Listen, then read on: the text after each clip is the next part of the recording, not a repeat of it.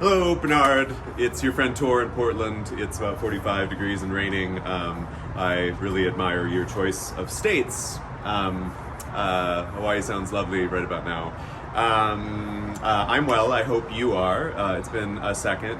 I thought I would just mention that there are three things that I'm working on figuring out with passive hydroponics with this bucket Box Joy project that I'm doing here. One is that I'm having a lot of success thinking about having people on their windowsills start their seeds in a small passive hydroponics jar, and I'm learning some things there I'd like to tell you about, all of which you may know, but there's some good stuff there. Two is that I'm having some good results by taking larger plants and restricting their size by restricting their root area within the container that contains the water. So I'm restricting that, and I'm having some results with that. And then lastly, I'm shifting gears a little bit, and yes, I want all of this project, this Box Joy in a bucket, to be outdoors because I don't like electricity, and a lot of people don't have a greenhouse. I used to have greenhouses. You're a lucky man having greenhouses, but a lot of people don't. So I am now focusing on cloches because I cannot keep the rain out of these buckets. Lettuce plants are funnels, and it doesn't matter what I do with the surface of the lid. Rain dribbling down the stem of a mustard or an aster is going to get into the bucket at amazing rates. So I now realize that cloches are the jam, and also I think in heat waves, a windy 85 degree, 90 degree day is gonna consume so much precious water that is finite that I'm trying to conserve. So it's kind of a double whammy of positivity if I can keep the hot wind off of these plants and the rain out of the buckets. Sure, June here in Portland, maybe when it isn't raining much, it's fine to not have a cloche. But I'm now kind of focusing on making cloches. I think it's the way to move forward with these things, unless you're growing in the dry, no rain summer. But even then, I think there's benefits because of the wind. So let me show you what I got. So this isn't very pretty, but this is my T8 double-decker thing. These are, I'm having such good luck finding micro dwarf plants. These are peppers that are micro dwarf, and look at these blooming tomatoes, all sorts of, those are full size. Isn't that crazy? Down here, I have cucumbers, marijuana, and zucchini. These are incredible. These are cauliflower that grow to be 5 inches tall, and in 4.5 weeks, they'll give you a mature head of cauliflower.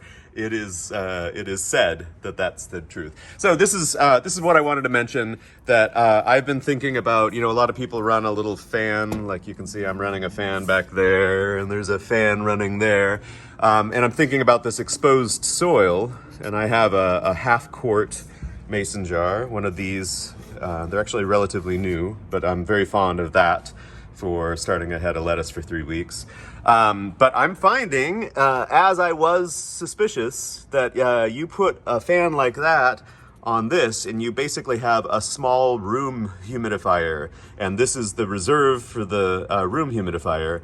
And if that soil is exposed to some breeze, it will consume. I think it's consuming 40% of the vessel's water in the stead of the plant consuming it.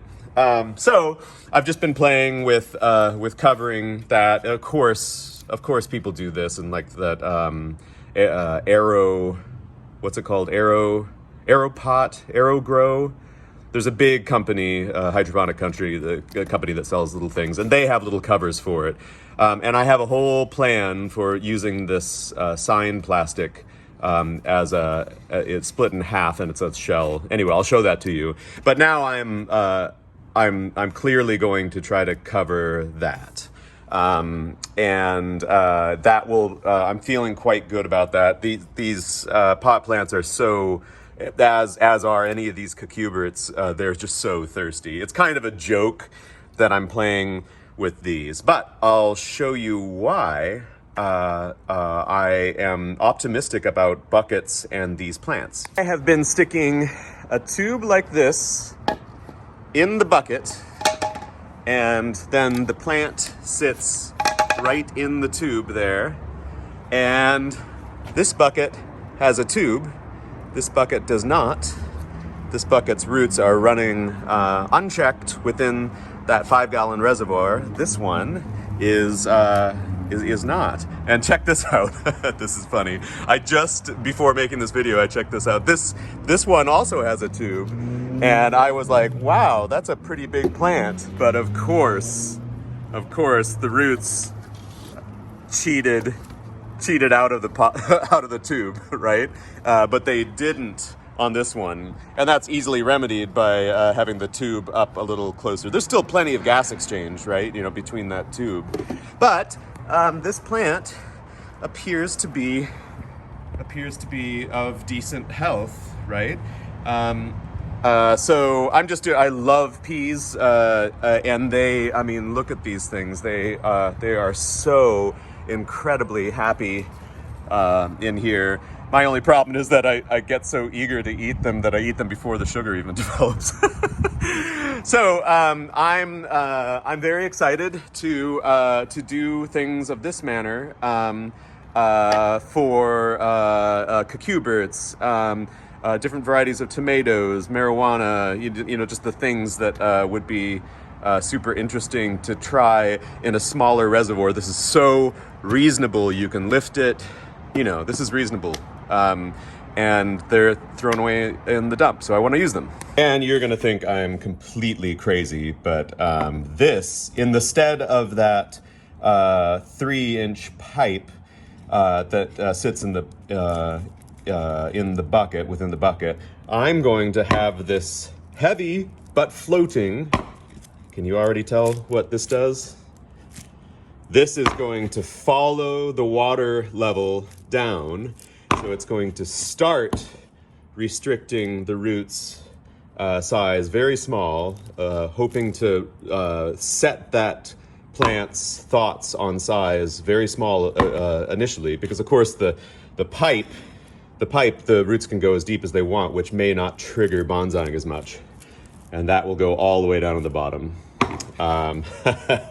Wish me luck on that. And last of the things I wanted to show you is thinking about cloches for small, independent vessels, mine being buckets. I started messing with cloches last summer with this. This holds 6 buckets within it, and I can tie the buckets with irrigation hose together. No pumps, no float valves, just in this case, 2 plants can have 15 gallons of nutrient solution for the run of their lifespan. And this is just a simple thing. I thought it was sort of handsome. It kind of plays with the visuals of a small raised bed. But I want to show you the other ideas. I'm kind of trying to do 2 things at the same time. I'm trying to do a high design, cedar box joy thing, and then at the same time, I want to do things of the lowest expense for education. And just people that want to explore it academically, and they could give a rat's ass about the aesthetic. I'm so aesthetic driven. So anyway, I just wanted to show you the 2 different styles there, the affordable and then my higher design concept. So let me show that to you. Okay, most people have access to a tomato cage. So this works relatively well. Drill a hole and then stick the cage in. You have to have a domed top, or else this plastic bag will just fill. So I just bent the top rim around, and this is just a garbage bag. I find wooden clips, clothesline clips, quite delightful. And then you could just hike. You could just hike this up, or just run your finger through it to vent it, and then you could close it again with a clothesline. with a clothespin. So there's that. That's one concept. This is my next concept. I discovered on Amazon that they sell these. These are meant to help people move their linens. So it's a bag, and it's made. My camera isn't that great. It's made out of blue tarp. Pattern woven, but obviously it's clear. So it's clear plastic in the blue tarp manner. And this is an enormous bag. And if you turn it on its side, you could have 2 buckets. And I just simply fabricated a metal spring, frame underneath it that crisscrosses on the top and is domed, and the water runs off of it. And then it comes with a relatively well done zipper on the back. It's goofy looking. The bag is $5, and then I'm using these panda bags to keep the algae down. The bucket's $4 if you're forced to buy it. So anyway, that's an interesting option. Same Amazon bag, same $5.50 to be honest. But here you have the whole bucket in, and plenty of room for one of these tomatoes that only grow to be 7 inches tall, and probably enough room for a pot plant. The interesting thing about putting the entire bucket in there that you can probably imagine is now, in particular at the beginning of the process, you have 5 gallons of heat sink that can even out the temperatures throughout the waxing and waning of night and day. I have large problems with these small projects because one wrong move, this thing closed down on a 85-degree day, and a lot of plants would be very unhappy with that. But this is really kind of elegant. I think very affordable. And last, this is my kind of high design thought. So I've made a frame cloche, you can see here, with the same wire I've been using. I can't remember what gauge it is, but it's I can bend it with my hands, but it's pretty heavy gauge. And it's a hexagon, so it's the same height as the wood. And it's a little hard to tell, but I've used agricultural cloth on half of it, so agricultural cloth here, and then visqueen on the front and on the top, and that'd be really nice for marijuana to keep the rain off. And then there would be a harvesting and venting hatch.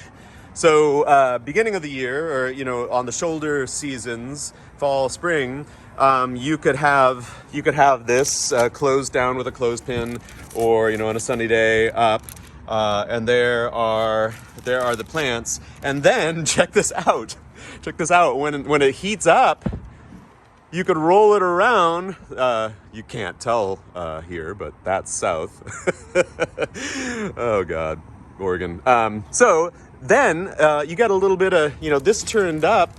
I think agricultural cloth in the summer, I mean, I might be wrong, I have to figure this out, but agricultural cloth, and then they make all variations of it. I could get some really breezy stuff in the summer. That might make a really pleasant low wind circumstance for them. It's it's not it's not the best thing in the world, but boy, functional. I can't wait to test these. I just built this last night. So anyway, those are some of my thoughts. You could see, you could clip that up, and it would stay, and the rain would dribble off. I've been thinking about this for a while. I think that might be quite useful. I'm using a kitchen vacuum impulse sealer to make these. I mean, I'm not sewing them.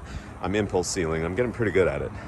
And that's it, Bernard. Thanks for watching, and hope you're well. I hope you're doing some interesting projects. If you can think of anything that you've discovered that would assist with any of these things that I'm doing, let me know. I love passive hydroponics. I continue to just be enamored with the work that you've done. And thanks for watching. Let me just show you some of these greens close up. Bye. we had a frost that, this is New Zealand spinach. I grew it as a kid, and I'm just having the hardest time with it. Maybe you could have more luck. I think it could be potentially excellent, but 2 years running, I had failure. Having a lot of fun with miner's lettuce. Look at this. It's so good.